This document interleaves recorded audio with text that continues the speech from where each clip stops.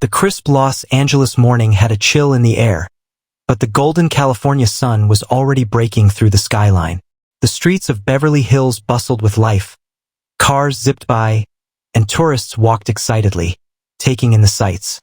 Betty White, at 98 years old, still carried herself with the grace and charm that made her a national treasure.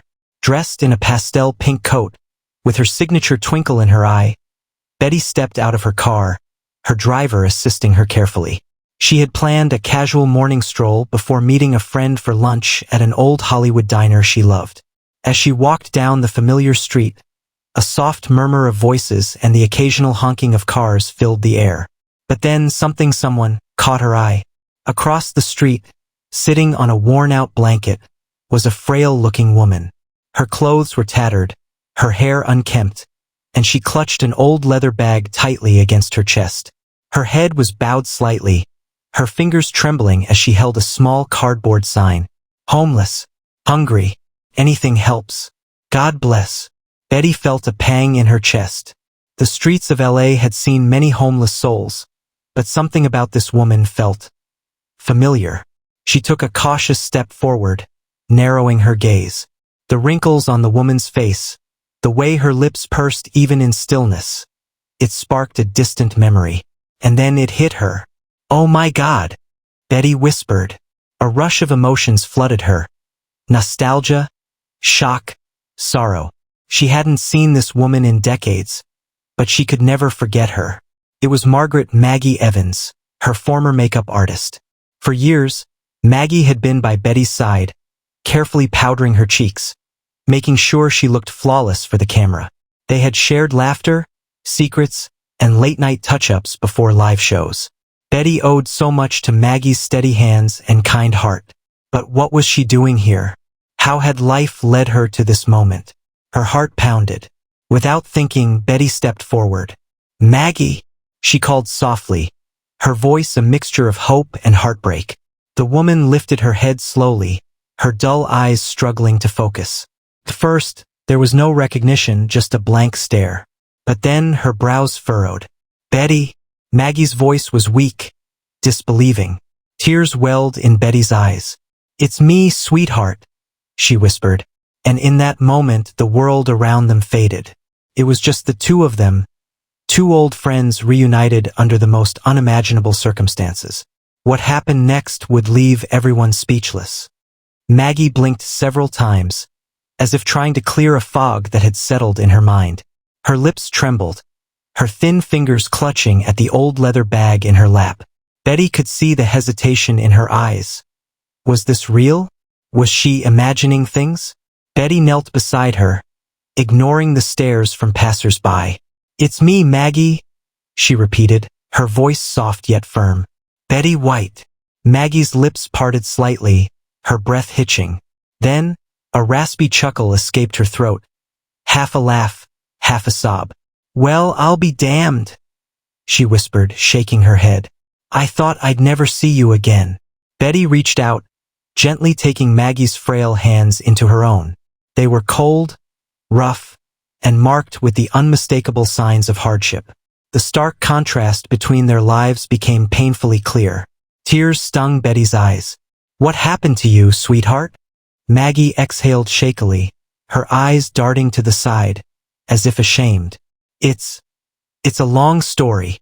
I've got time," Betty said, her voice unwavering. Maggie looked down at her lap, as if gathering the courage to speak. "After I left the studio," she started, her voice barely above a whisper, "things just fell apart." Betty's heart ached at those words. She remembered the day Maggie had left her job as a makeup artist. It had been sudden. One day, she was there, laughing with Betty in the dressing room, and the next, she was gone. "I got sick," Maggie continued, her fingers nervously fidgeting with the edge of her bag. "Medical bills piled up. Lost my apartment. Couldn't find steady work. And, well, one thing led to another." Betty squeezed her hands, her own heart breaking. "Why didn't you reach out to me?" Maggie gave a weak smile, her tired eyes filled with something Betty recognized, pride. "I didn't want to be a burden." Betty's lips pressed into a thin line. She wanted to scream at the injustice of it all. How could someone as kind and talented as Maggie have been left to suffer like this? Betty inhaled deeply, regaining her composure. Then, with the same determination that had made her a legend in Hollywood, she spoke. "Well, that's enough of that," she said matter-of-factly. "You're coming with me." Maggie's eyes widened. "What? You heard me?" Betty said, standing up and offering a hand. "You're not spending another night on these streets. We're going to get you cleaned up, fed, and back on your feet." Maggie hesitated. "Betty, I can't." Betty cut her off with a glare that could have silenced an entire studio. "No arguments. I may be old, but I'm still as stubborn as ever." A tear slipped down Maggie's cheek. For the first time in years, she felt something she thought she had lost: hope.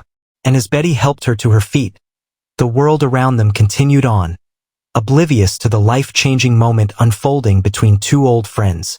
But little did they know the real shock was yet to come. Betty held Maggie's arm as she guided her toward the sleek black car parked at the curb. The driver, a neatly dressed older gentleman named James, quickly stepped out and opened the door. His eyes widened slightly as he took in Maggie's worn-out clothes and fragile frame, but he knew better than to question Betty White. "Miss White?" he asked cautiously. "She's coming with us, James," Betty said firmly. "No questions." James nodded, ever the professional. "Of course, ma'am." Maggie hesitated, pulling back slightly. "Betty, I don't belong in a car like this." Betty turned, fixing her with a playful but stern glare. "Darlin', I've spent decades in cars fancier than this, and you powdered my face every step of the way. You belong wherever I do." Maggie let out a weak chuckle, shaking her head. "Still got that sass, huh?" "Always," Betty quipped before helping her into the car. As the door closed, silence settled between them. The car's soft leather seats were a stark contrast to the cold concrete sidewalk Maggie had been sitting on just minutes ago. She clutched her bag tightly, as if afraid it might disappear at any moment. Betty watched her carefully. She knew better than anyone that you couldn't just pluck someone from rock bottom and expect them to adjust instantly. Maggie was overwhelmed. After a few minutes, Betty broke the silence. "Do you remember the first time we met?" Maggie looked up, her expression softening. "Of course I do," she whispered. Betty grinned. "You were so nervous.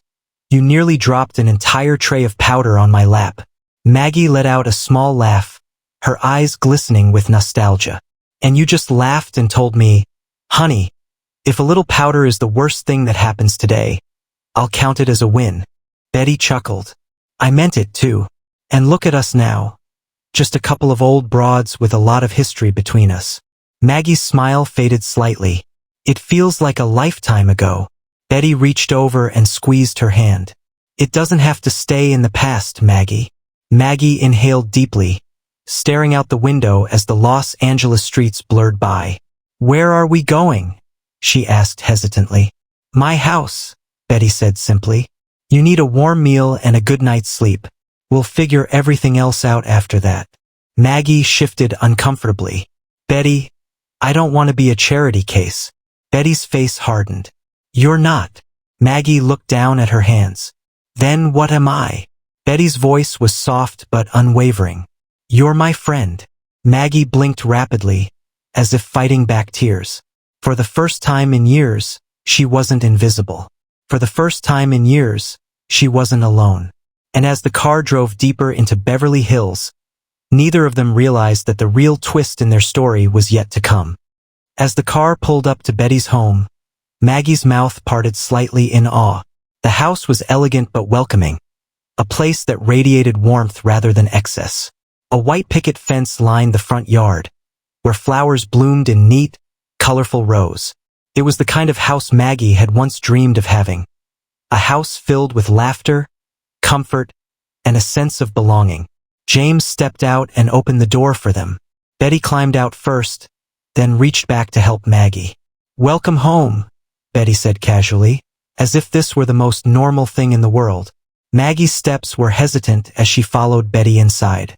The moment she crossed the threshold, she was hit with the scent of fresh-baked cookies. The living room was cozy, decorated with pictures of Betty through the years. There were framed photos of her late husband, her co-stars, and even a few of the Golden Girls cast. Maggie's throat tightened. This wasn't just a house, it was a home. "Come on, let's get you cleaned up," Betty said, leading her down the hallway. In the guest bathroom, Maggie stared at herself in the mirror. It had been months, maybe years, since she'd really looked. Her face was gaunt, her hair a tangled mess of grays and whites. Dark circles framed her eyes, and the lines on her face told 1,000 untold stories of hardship. A lump formed in her throat. Who was she anymore? A soft knock on the door made her jump. "I put some fresh clothes on the counter," Betty called from the other side. "Take your time, sweetheart." Maggie swallowed the knot in her throat. She undressed slowly, stepping into the warm shower. As the hot water washed over her, the dirt and grime of the streets swirled down the drain. But it wasn't just physical. It felt like she was shedding years of loneliness, of struggle, of the feeling that she didn't matter. By the time she stepped out and dressed in the soft, clean clothes Betty had left for her, a simple sweater and leggings, she felt like a different person. When she emerged from the hallway, Betty beamed. "Well, don't you look fabulous?" she teased. Maggie let out a soft chuckle. "I feel like a new woman." Betty linked her arm through Maggie's and led her to the kitchen, where a steaming bowl of homemade soup waited for her. Maggie sat down, hesitant at first, but the moment she took the first bite, a tear slipped down her cheek. It wasn't just the warmth of the soup, it was the feeling of being cared for, of being seen. Betty reached over and gave her a knowing smile.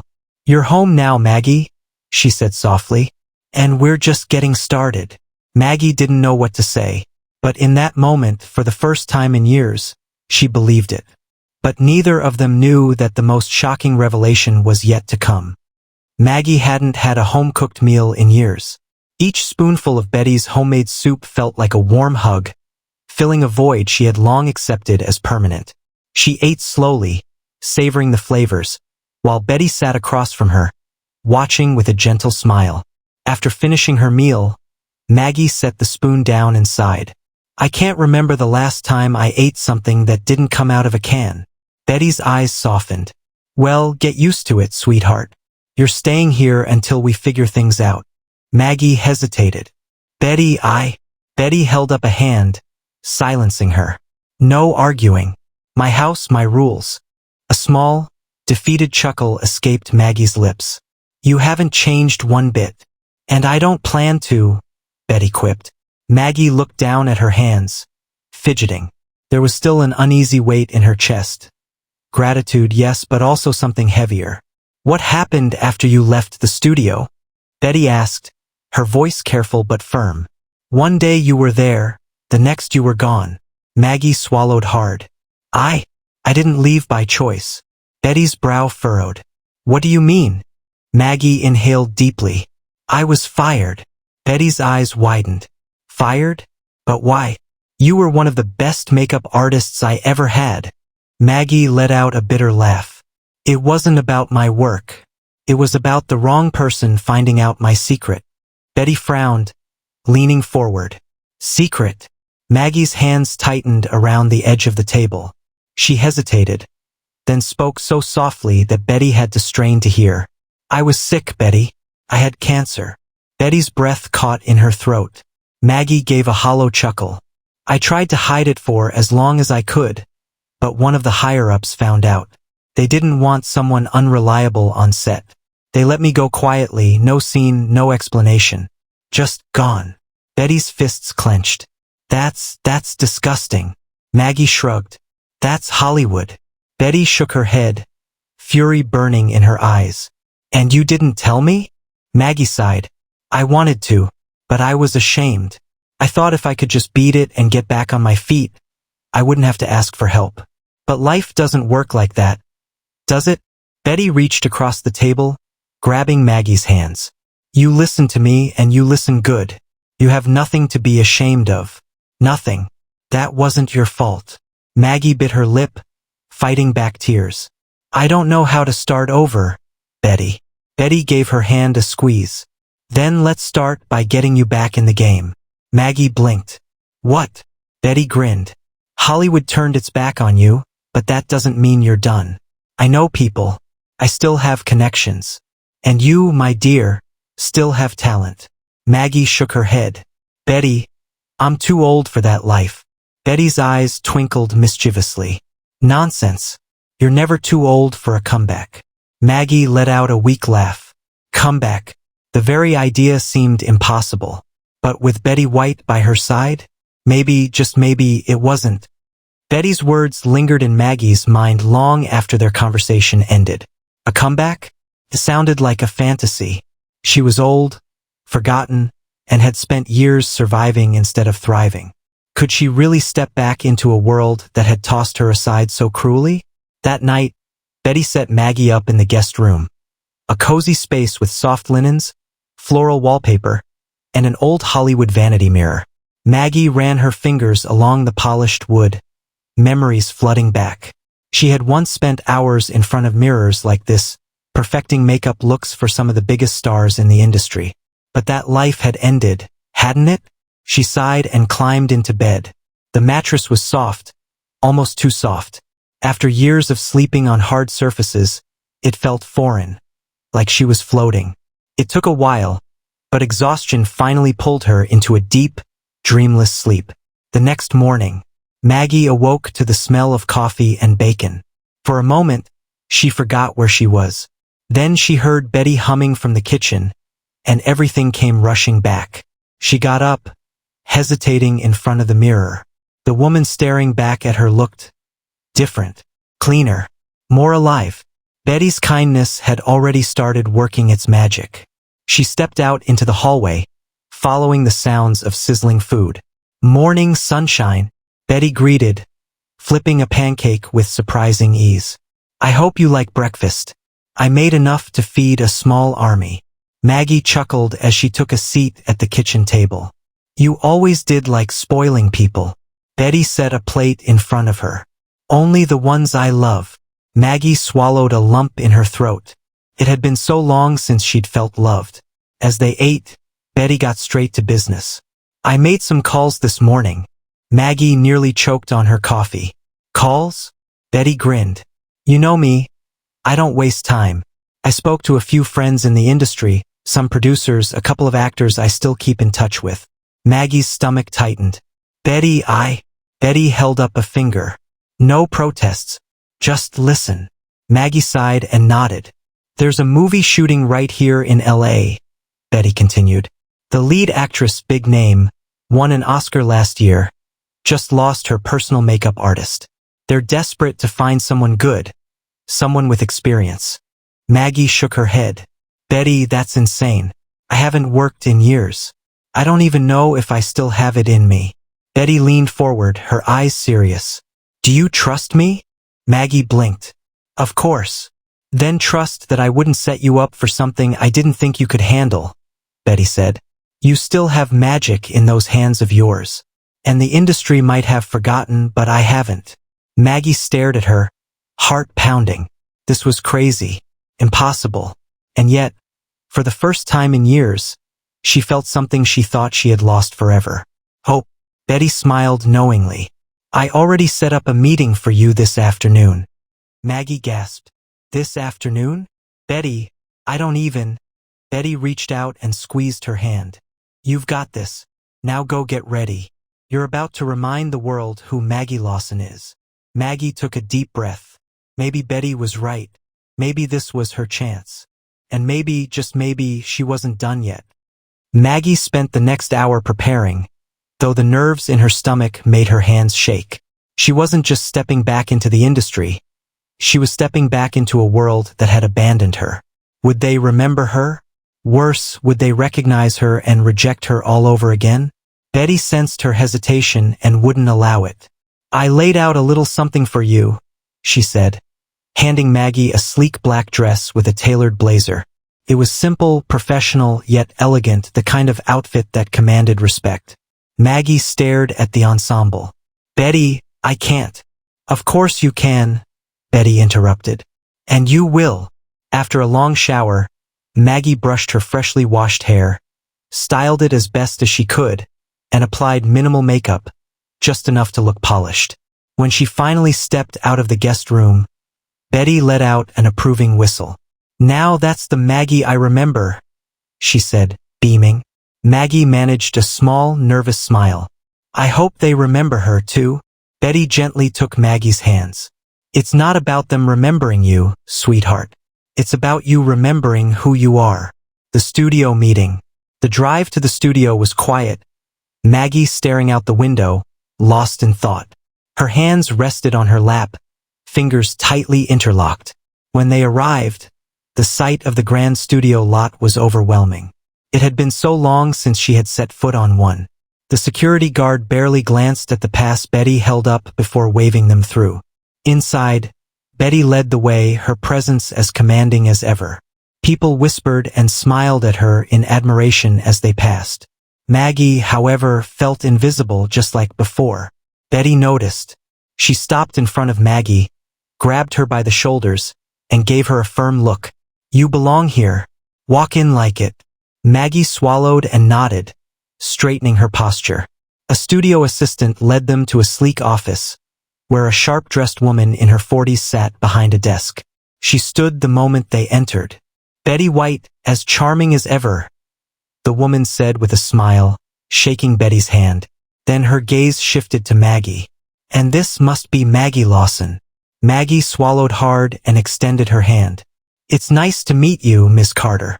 The woman shook her hand firmly. "Call me Diane. And I have to say, I was shocked when Betty suggested you." Maggie's heart sank. "Shocked?" Diane nodded, tilting her head slightly. "I remember you. You were one of the best in the business." Maggie blinked. She remembered. "I'm going to be honest," Diane continued, gesturing for them to sit. "The industry moves fast. Some people don't get second chances." Maggie's stomach twisted. Diane leaned forward. "But I trust Betty's judgment. She says you still have it." Maggie hesitated, then glanced at Betty, who gave her a reassuring nod. She turned back to Diane, took a deep breath, and spoke with a confidence she wasn't sure she still had. "I never lost it." Diane raised an eyebrow, intrigued. "Well then, let's put that to the test." The ultimate test. Diane led them to a makeup trailer outside one of the sound stages. Inside, a young woman sat in front of a brightly lit mirror. Maggie froze. She recognized the actress instantly. Allison Hayes, Hollywood's newest it girl. She had won an Oscar the previous year and was currently starring in one of the biggest productions in the industry. "Maggie, meet Allison," Diane introduced. Allison turned, her piercing blue eyes scanning Maggie up and down before she flashed a bright, confident smile. "It's nice to meet you." Maggie nodded, her throat dry. "Likewise." Diane gestured to the makeup chair. Her makeup artist left suddenly, and we need someone to step in for the remainder of the shoot. If you can impress Allison, you've got the job. Maggie's hands instinctively itched to work, but doubt still gnawed at her. What if she wasn't fast enough? What if her technique was outdated?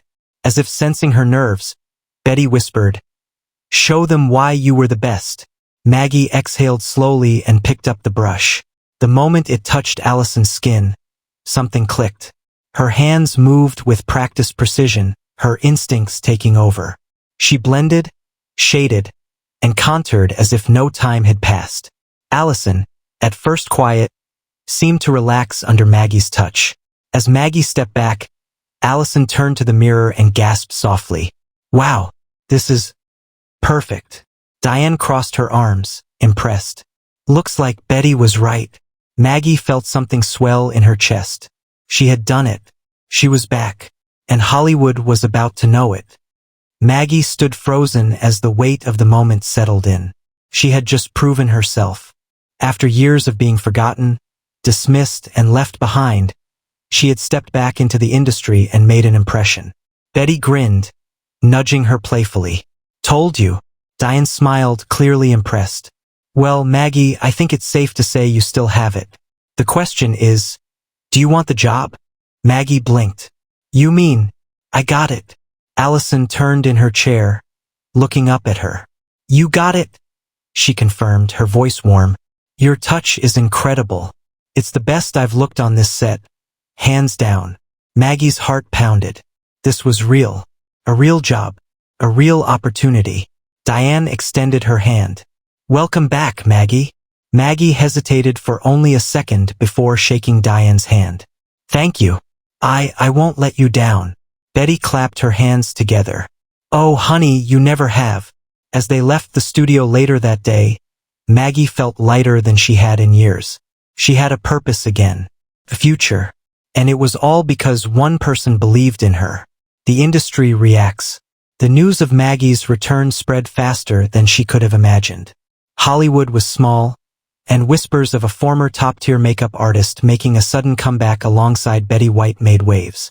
Old friends and colleagues reached out, some with genuine happiness, others with cautious curiosity. The people who had abandoned her before now wanted to reconnect. Maggie took it all in stride, responding with grace but keeping her circle small. Diane even arranged a formal announcement.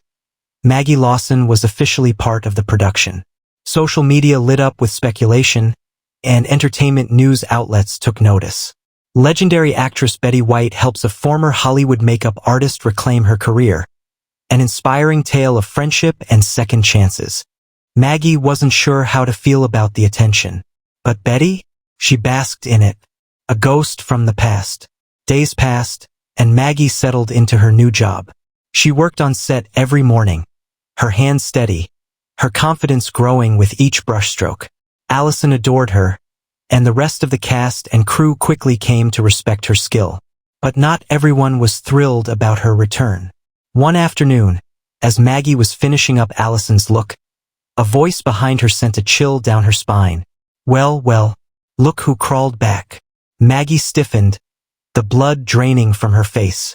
She turned slowly, coming face to face with Eleanor Steele, the very producer who had fired her all those years ago. Eleanor still carried herself with that same arrogant smirk, the same sharp eyes that had once cut Maggie down without hesitation. I must admit, I didn't think I'd ever see you again, Eleanor said, folding her arms. Especially not here. Maggie took a deep breath, forcing herself to remain composed. Things change, Eleanor chuckled. Do they? Or did you just get lucky? Betty, who had been standing nearby, didn't hesitate to step in. She crossed her arms and raised a brow. Lucky? Honey, that's called talent. Something you apparently overlooked when you threw her out. Eleanor's smirk faltered for a fraction of a second. I don't see how this concerns you, Betty, Eleanor said coolly. Oh, it concerns me, Betty shot back. You took away someone's livelihood because she was sick. And now that she's back, you're going to stand there and act like it's a coincidence. The room fell silent. Allison, Diane, and several crew members had stopped what they were doing to listen. Eleanor scoffed. Hollywood moves fast, Betty. We don't have time for liabilities. Betty's expression darkened. You know what we also don't have time for? People like you. Maggie, who had remained silent, finally spoke. Her voice was steady, strong. You may have written me off once, Eleanor, but I'm here now, and I'm not going anywhere. A flicker of something crossed Eleanor's face. Annoyance, maybe even regret, but she quickly masked it. She straightened her blazer and gave a tight smile. Enjoy your second chance, Maggie, she said before turning and walking away. Maggie exhaled. The moment felt surreal. The woman who had crushed her career had just walked away, and this time, she held no power over her. Betty squeezed Maggie's shoulder. Now that was a Hollywood-worthy moment. Allison grinned. And I think we just found the perfect title for your comeback story. Maggie laughed, shaking her head. What's that? Allison smirked. Maggie Lawson. The comeback no one saw coming.